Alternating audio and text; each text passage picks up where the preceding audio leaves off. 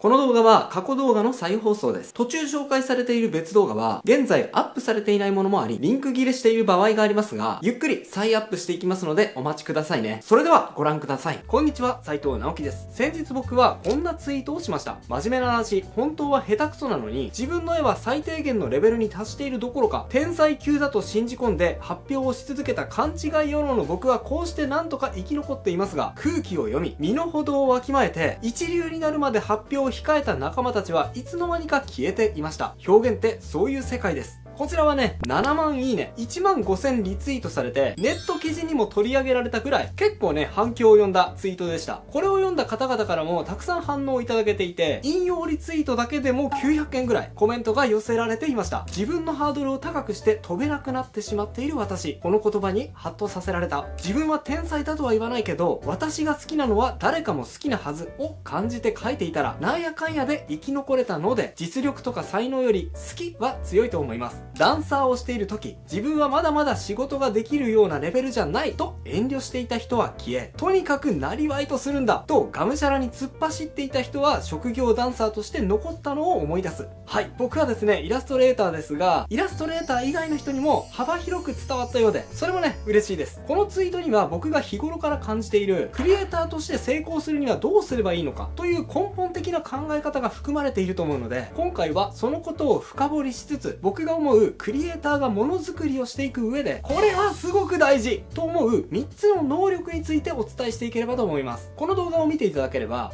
自分って才能ないかもと少し自信を失っている方も、そんなことでいいなら自分ももしかしたらできるかもってね、元気を取り戻して次に踏み出すためのヒントにしていただけると思います。ぜひ最後までお付き合いください。それでは早速行ってみましょう。身の程をわきまえない能力。まず最初に僕が現代のクリエイターに最も必要だなって思う能力は、身の程をわきまえない能力です。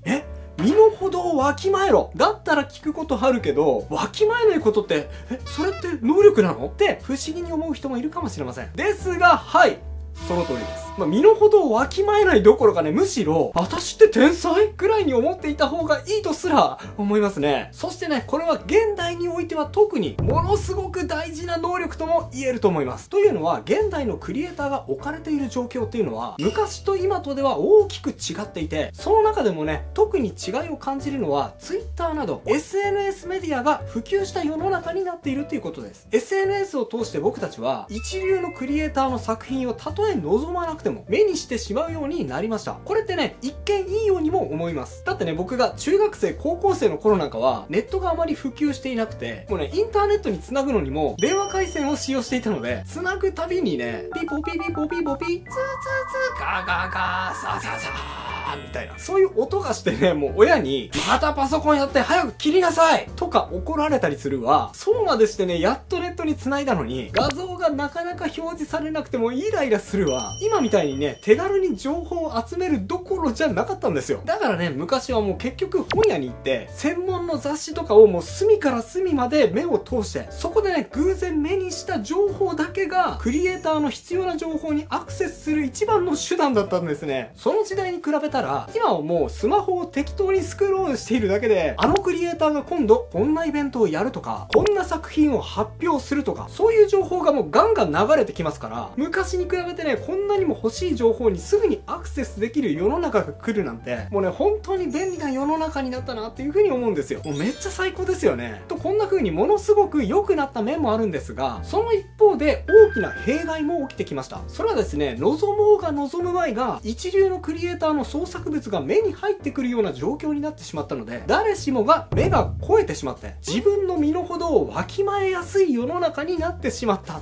ていうことです。昔だったらね、そんな一流の人の情報って、ある程度努力しないと手に入りませんでしたから、町一番のとか学校一うまいとか、そういうことを結構多くの人が自慢できたんですよ。そういうね、小さなコミュニティの中で一番絵がうまかったり歌がうまかったりダンスがうまかったりで調子に乗ることが結構みんなね、できてたんですね。でももう今って SNS のおかげでそんな小さな枠組みは取り払われてしまったじゃないですか。だから私ね、クラスの中で一番絵がうまいのが自慢なんだ。でもこの前 SNS で同い年の子がプロとして活動しているの見ちゃった。もうこの子に比べたら私なんてでね、もうおいそれと調子に乗ることすらやりづらい世の中になっちゃったんです。これ全然違う話なんですが、一方ではね、この前ね、朝倉未来さんのブレイキングダウンのオーディションを見たら、街一番の喧嘩自慢みたいな人がどんどん出てきて、でね、もうボコボコにされるみたいな光景も見たので、確かにね、そういうことやりにくくなったんだけど、でもまだこんなに身の程をわきまえない若者もいっぱいいるんだなって、嬉しくなっちゃった場面もあったんですけどね。あれはもしかしたらヤンキーの強みかもしれませんね。でも基本的には何が優れていて何が劣っているのか、広く周知された世の中では、不完全でクオリティが低い作品を発表すれば、あなたの作品のここがダメですなんて指摘される機会も当然増えてきちゃって、やる気を失っちゃいますよね。実際にも現在作品についてそういうコメントが付けられていて、悩んでしまっている方も多いように感じます。昔はね、身の程をわきまえない人のことを、井の中の蛙、大海を知らずとか言って、世間知らずで調子に乗っている痛いやつとして揶揄するような感じがありましたけど、僕はですね、確信を持って言いますが、身の程をわきまえずに井の中の蛙でいるということは、クリエイターにとって一番必要な能力だと思っています。だってね、最初から身の程をわきまえていたとしたら、自分なんてまだまだってね、もうそこから一歩も進めなくなっちゃうじゃないですか。今現在どんなすごいものを作る人でも、もうね、神絵師とか言われている人だって最初からすごかったわけじゃありません。絶対ね、しょうもないものを作っていた期間だってあるはずなんですよ。じゃあなんでそういう人たちが今すごい人になれているのかっていうと、そんなしょうもない期間があっても、俺って結構すごいんじゃねって勘違い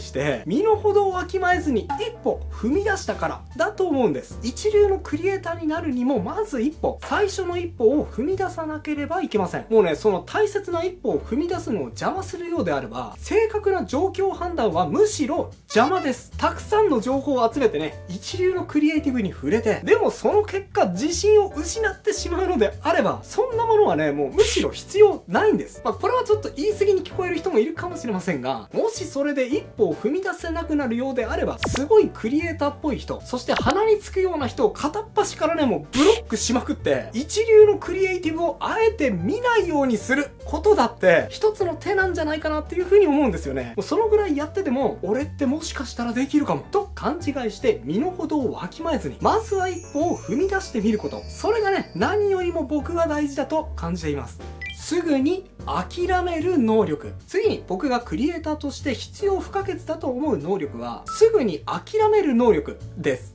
すぐに諦めちゃダメでしょ。それってね、能力なの？てか今まで言ってきたことと逆やん。何言ってんのって思うかもしれませんが、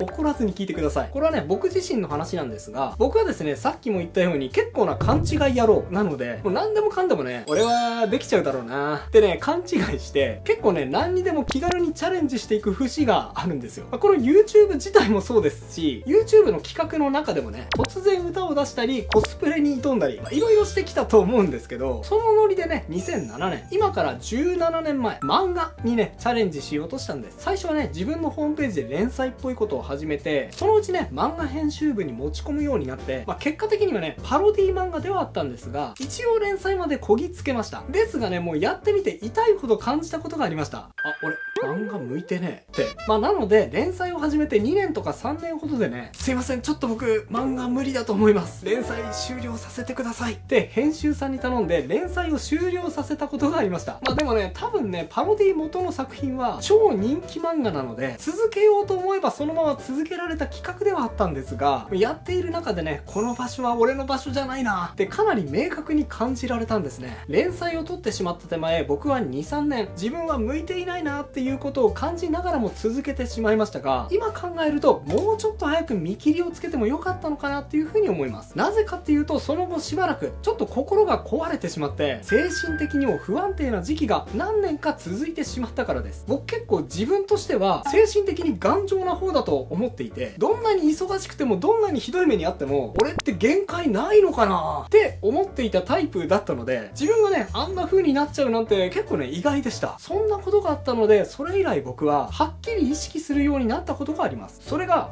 逃げるってことです。気軽にね、いろいろなことにチャレンジする姿勢は変わらないんですが、ちょっととこれは無理だな、楽しく続けられそうにないなって思ったらですね、早々にもう見切りをつけて迷わず逃げるようにしています。元気がなくなってね、活動が続けられなくなってしまうことが一番クリエイターにとってはマイナスだからです。だって例えば今目の前にどう考えても越えられそうにない壁があってね、そこに今ぶち当たりに行ってしまったら自分が壊れてしまうっていうのが分かっている状況にあったとして、そこにね、今挑んでいく意味って冷静に考えてありますか？そこで無茶なチャレンジをしに行って心が折れてしまうぐらいだったら、あえて今はぶち当たらずに楽しく続けていけそうな道を選んだ方が、もしかしたらいつかその壁を突破できるような日も来るかもしれないじゃないですか。でも無理してチャレンジしに行って今壊れてしまったら、もうそこで試合終了ですよね。よくですね、同調圧力なのか自分への厳しさなのか、はたまたね、やめるための言い訳を作るための通過儀礼なのか分かりませんが、自分でもね、はっきりとこれは越えられない壁だろうなっていう風に分かっているにもかかわらず、その壁に無謀にも挑みに行って、そして結果的に自爆してしまう人を見かけることがあります。その行動がね、諦めるためだったり、心の整理をつけて次に挑むための儀式であれば問題ないとは思うんですが、もしそうでないのであれば、無理やり自分に鞭打って回復するまでの時間を浪費してしまうことにもなりかねません。常にね、挑戦し続けて前に進んでいくことだけではなく、活動を続けていくための退路という選択肢も同時に持っておくことが結構ね、重要なんじゃないかなっていうふうに思うんです。無理だなっていうふうに思ったら迷わず逃げること、その選択肢を常に心に留めておくことで、最初の一歩を踏み出すためのハードルを下げることにもつながります。ぜひ意識してみてはいかがでしょうか。続けることが一番の才能。さて、最後に僕が皆さんに伝えたいクリエイターにとって不可欠な能力、それは続ける能力です。もうね、結局なんだかんだ言ってクリエイターって続けた人が最終的には勝つんですよ。もうね、初っ端からいきなり日の目を見てね、ガンガン活躍できる若手クリエイターももちろんいるんですが、長く続けているとあの人がっていう人をよく見かけます。っていうか僕もそのうちの一人かもしれませんね。もしかしたら意外に思う人もいるかもしれませんが、僕は最初 Twitter とか Pixiv 全盛の時代、その流れにはうまく乗ることができずにくすぶっていたクリエイターだったんです。もうね、そういう流行りのツールをうまく使いこなして、もうイケイケな活動できている人を尻目に、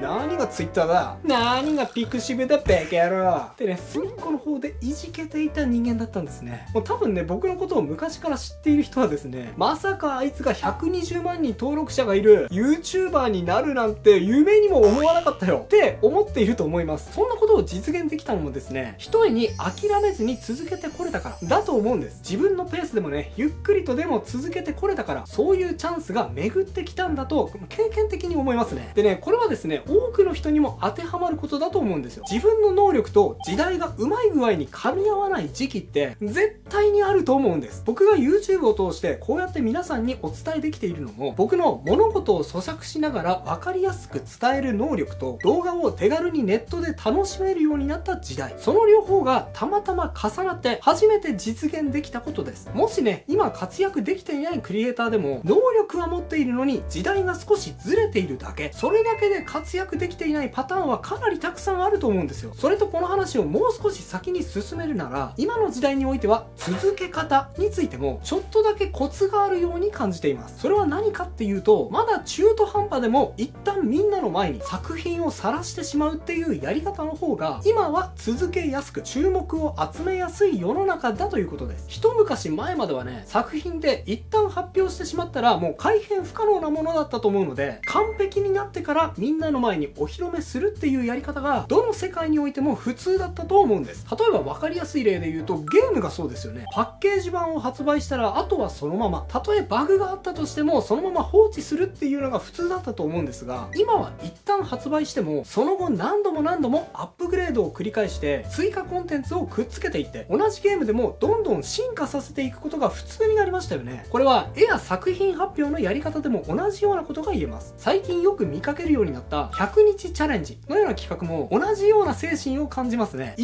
日目はね、自分すらどうなっていくのかわからないけど、でもとりあえず100日チャレンジやりまーすって旗揚げしちゃって、注目をとりあえず集めて、そしてそれから1日ずつコンテンツの内容を作り上げていくっていうやり方です。そして徐々に企画自体を視聴者と共に盛り上げていくっていう手法、これもまさにね、最初から完璧を目指さずに途中でいろいろと企画を変化させていき、それを見ている全員と共に作品を作り上げていくっていう、そんな今っぽい作品の続け方だと思います。これとは逆にね、完璧主義者の人がいると思うんですが、そういう人はね、残念ながら今の時代、状況がね、移り変わりやすい早いね、時代感もあって、日の目を見ないことの方が多くなってしまっているような状況があると思います。ここにはものすごくこだわって、こういう人を使おうと思います。ここの作りはもう豪華にして、もっともっとパターンを用意しようと思います。もっとキャラクターを増やしていって、物量で攻めたいですね。もちろんね、それを聞いた時点では、ものすごい企画に聞こえますし、もしかしたらその人はそれが可能な、パワフルな人物なのかもしれないって思えるくらい、確信にね、満ちた表情をしているので、僕はその企画を頭ごなしにはね、否定するようなことはしないんですが、でも頭の片隅でこんな風にも思うことがあるんですね。それ最初から完璧目指しすぎてないって。で、僕の不安通り結果的にね、途中で企画自体が頓挫してしまうことも多いんですよ。今言った2つの例、片や最初は中途半端でも世の中にどんどん出していって、片や最初から完璧を目指して結果うまくいかない人の差って、もちろんね、情熱や才能の違いではなくて、もうほんのちょっとの違いです。その活動を続けられるかどうかを考慮できたかどうか、どうやったらその活動を無理なく継続できそうか、逆に言えばどこから継続不可能な物量になってしまうのか、その見極めがものすごくクリエイターにとって大事だなって思います。身の程をわきまえずに、まずは一歩踏み出してみること、そしていろいろなチャレンジをしてみるんだけど、もし越えられそうな壁があったら、そこからは一旦逃げて次に進むこと、そして何よりも活動を長く続けることと、最初から完璧を目指さずに最小限できたところでまずは世の中に出してみるっていう続けるための工夫、それがクリエイターを続けていく上ですごく大事なことだなっていうふうに僕は思います。どのような発表の場でもそうですが、発表ってね、すごく怖いものです。自分はこういうことがいいと思っているんだと同意を求め、それを無視されたり否定されたりする恐怖は、多分プロになってもさほど変わることがありません。でも逆に言えば、それだけが最大のハードルとも言えると思います。そこを乗り越えて、まずは一歩踏み出して作品を発表することから全てが始まります。天賦の才能に恵まれまくったわけじゃない僕が作品を発表し続けたことで、まだここに立っていられていることが一番の証明ではないでしょうか。勇気を出してまずは一歩踏み出してみてください。あなたならきっとできます。諦めないで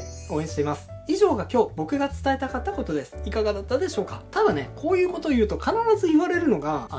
斉藤さん、もう上手い人クソほどいるんだから、今からやってもどうせ追いつけないんだよっていう話。はい、その気持ちはね、もうすごくわかります。ツイッターを見ると上手い人すごい人がもういすぎて、もうこんなの無理だってつい思っちゃいますよね。でも言わせてください。それ完全に間違ってますよ。今から始めても十分に追いつける。っていうかむしろ追い越せます。なぜそう言えるのかっていうと、こちらの動画、後から始めても絵が上手い人を追い抜ける話をご覧ください。後から始めた人ならではの強みを知っていただけて、うおーやるぞってやる気を出すためのきっかけにしていただけると思います。それともしね、そうは言っても今日言ったように、一歩を踏み出すための勇気がなかなかないよ、作品を発表してもけなされることなく褒め合えるような場所があればいいのにって思った人は、僕が主催しているオンラインコミュニティパレット団を活用してみてください。パレット団は人の作品をけなすことは禁止。むしろ褒めるポイントをお互いに探し合おうっていうルールのもとに活動しています。参加方法は僕のピクシブファンボックスに入会していただければ誰でも参加可能です。でもね、誰でもって言ってもなるべく安心して多くの人にパレット団を活用してほしいので、一応規約にも書いてありますが、あまりにもね、迷惑な人はバンさせていただく可能性もありますので、そこだけはね、注意してくださいね。詳しくは動画下の概要欄に URL を載せておきましたので、興味がある方はそちらからチェックしてみてくださいね。それではまた次回の動画でお会いしましょう。